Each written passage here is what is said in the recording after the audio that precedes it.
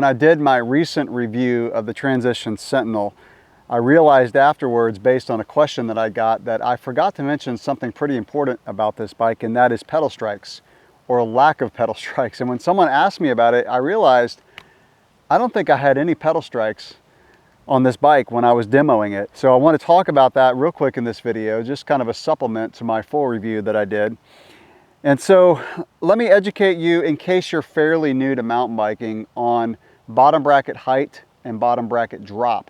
Both of those are pretty important numbers in terms of how a bike's going to handle. So bottom bracket height is simply the center of the bottom bracket to the ground. So the higher the bottom bracket, the less pedal strikes you're going to get. Now, if a bottom bracket height is too high, it's going to affect the stability of the bike, and it's going to make the bike feel kind of top heavy.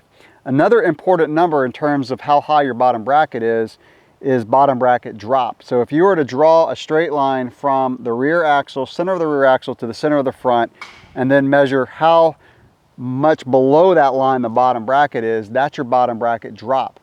That's also an important number. That number will tell you if you have that kind of in the bike feeling, that really stable feel. So the lower the bottom bracket drop, the more stable the bike's going to feel on a downhill. Now, it can make it feel less snappy and agile, so there's a balance. With every geometry number on a bike, there's a balance. So let's talk about this bike and how it compares to some other bikes. First of all, compared to the version 2 Transition Sentinel, the bottom bracket is actually a little bit higher on this bike. So if you look at version 2, which I had that bike, that bottom bracket height is 346 millimeters. This is 350 millimeters. Now, before I forget, I also want to mention this bike now comes with 165 crank arms.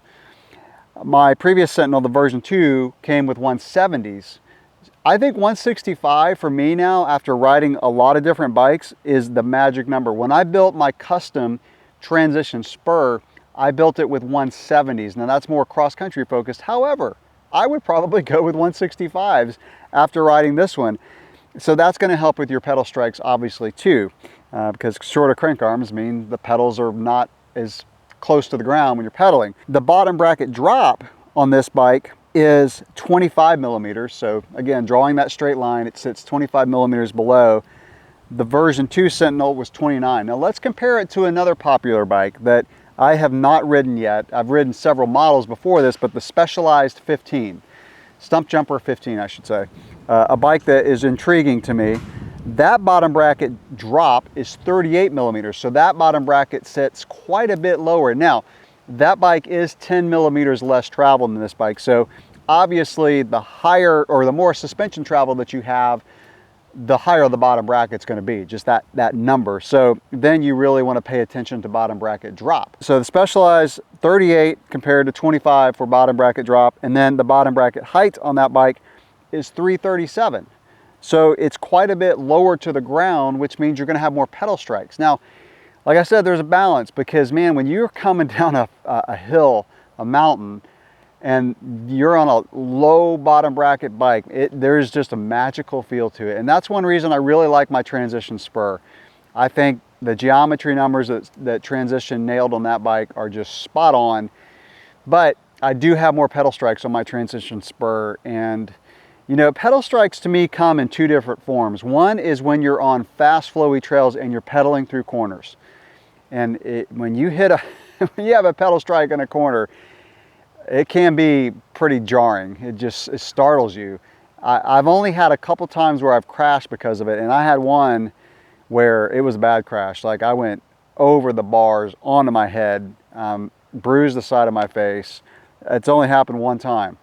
Then there's the pedal strikes when you're climbing. You're going up a steep hill and you've got those rocks and roots, and you just are trying to get over stuff. You're clawing your way to the top and you hit your pedal on a root. Man, it's also jarring and can really kill your momentum going up a steep climb. So those are, to me, the two forms of pedal strikes that happen.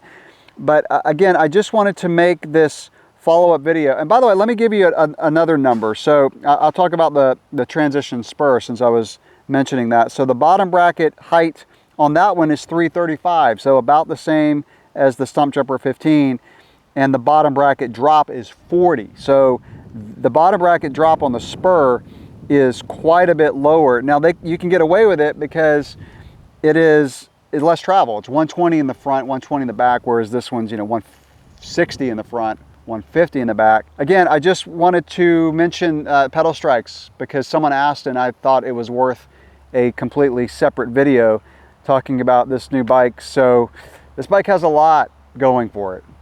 And the way it feels on the downhill, and I will say, it does not feel top heavy. Even though the bottom bracket is a little bit higher, this bike does not feel unstable, does not feel top heavy. The handling is spot on, but because, you know, the bottom bracket is a little bit higher, very limited pedal strikes, if any. I didn't have any. So yeah, that's my follow-up video. Pedal strikes, Transition Sentinel, pretty much don't exist for me. So questions, comments, as always, drop those below. And if you haven't subscribed to the channel, go ahead and do so for all kind of videos on mountain biking and gravel. Catch you in the next video. Thanks for watching.